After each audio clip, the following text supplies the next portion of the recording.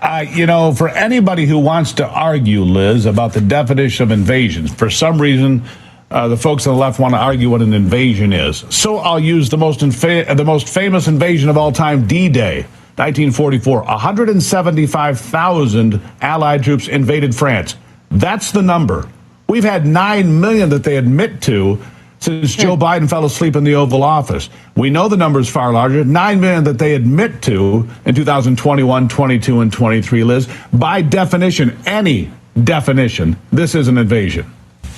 Absolutely. It's hundreds of thousands every month of what they record, right? We don't even know what the real number is because they're not catching all of these people. And also, what's an invasion? Most of them are military-aged men. They're not, it's not with families. It's not with children. It's military-aged men. And so you have to ask yourself, why is that? I mean, you can see with your eyes. I mean, there's a reason why the forefathers, the founding fathers, wrote it in plain English. It made it simple for everyone to understand. So you really couldn't argue with what the words mean. I mean, you'll have people on the left, you'll have people that do not like the Constitution, do not like real law, will try to, with semantics and change the meanings of words. But it's so obvious to anyone witnessing what's been happening since day one of this corrupt government that they've allowed us to be invaded. I mean, the numbers don't lie, like you just said.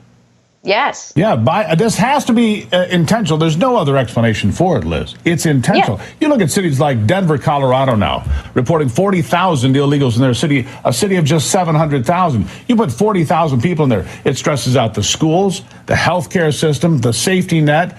Everything is stressed out. We're not capable of taking this influx. It continues to run wild. And like Governor Nome said, it results in crime, violent crime, human trafficking. The list goes on.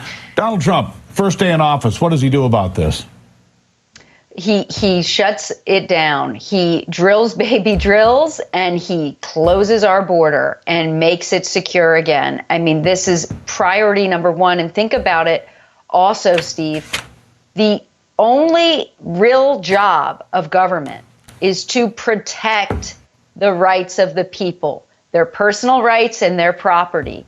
You are not protecting any rights when you allow this lawlessness to continue and people to invade on your private property all throughout Texas, all throughout Arizona, all of the border states.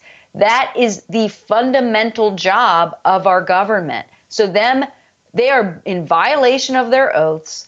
Anyone who is not doing everything they can to stop the invasion is in violation of their utmost duty.